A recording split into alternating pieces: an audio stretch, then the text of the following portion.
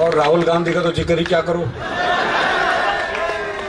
वो जब मई में छुट्टियां मना के हिंदुस्तान आए थे तो आते उन्होंने किसान रैली को संबोधित किया था दिल्ली में। आपको पता है वो जो कम मुआवजा मिला था, उस रैली के बाद किसानों ने 100 रुपए सोनिया जी को दिए। तो सोनिया जी बोली मुझे क्यों दे रहे हो? बोले फसल तो आपकी भी नष्ट हुई है।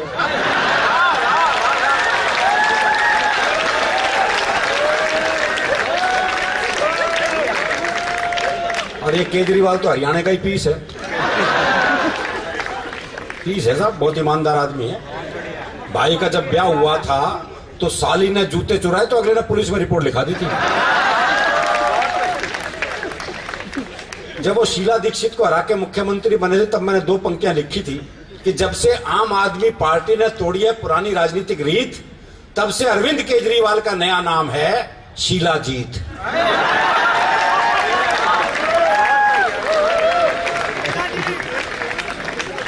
तो इसलिए राजनीति की बात तो क्या करनी है जी। वैसे तो कवि सम्मेलन की शुरुआत तो हरियाणा से ही हुई थी। विश्व का पहला कवि सम्मेलन हरियाणा में ही हुआ था जी। स्थान था कुरुक्षेत्र, कवि थे भगवान श्री कृष्ण और श्रोता थे अर्जुन। गीता जैसा महाकाव्य वहीं रचा गया और वहीं सुनाया गया। वो विश्व का पहला काव्य पाठ था। इससे पहले काव्य पाठ का इतिहास नहीं मिलेगा आपको। 18 अध्याय सुनाए थे कृष्ण जी ने अर्जुन को। उसके बाद पूछा था बोले लड़ रहा है या और सुना? तो फिर अर्जुन को लगा कि लड़के ही मरना ज्यादा ठीक रहेगा। तो इसलिए अब ज्ञान ध्यान का तो कोई मामला हमारा रहा नहीं। कोई भी फीकी भी रख दो। कारण यह है कि कृष्ण जी से ज्ञान ले रखा है हमने तो। और आजकल के इन बाबाओं से कौन ज्ञान ले। वो मेरे दोस्त का फोन आया, बोले घर के मंदिर में आसाराम का फोटो लगा रखा था, अब क्या करूं?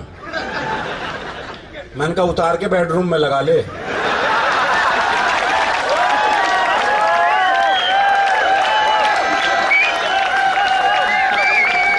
बोले वहां तो पहले से नारायण दत्त तिवारी का लगा हुआ है।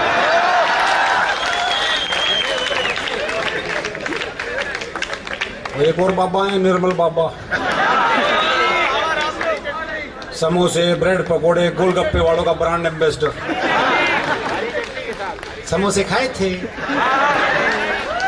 हाँ जी खाए थे। हरी चटनी से खाए थे, लाल चटनी से खाए जी? लाल चटनी से खाए। ओहो, हरी से खाना कृपा वहीं अटकी पड़ी। चटनियों में कृपा अटका रखी। वो एक पहुंच गया था बहुत दुखी। बोले बाबा बीवी छोड़ के चली गई, बच्चे छोड़ के चले गए, व्यापार ठप हो गया बाबा, क्या करूं बाबा? तो बाबा ने पूछ लिया, बोले कवि सम्मेलन सुनते हो? बोला हाँ। अरुण जैमिनी को सुना था? बोला हाँ। ताली बजाई थी?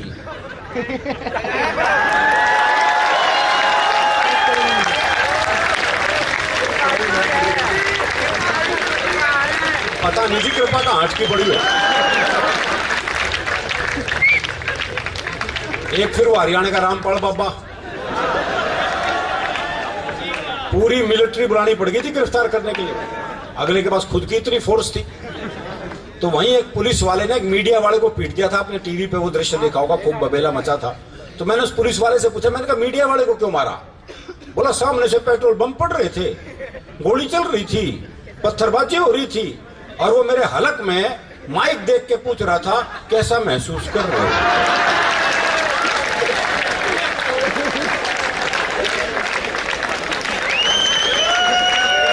मैंने तो बस ये बताया था मैं कैसा महसूस कर रहा हूँ।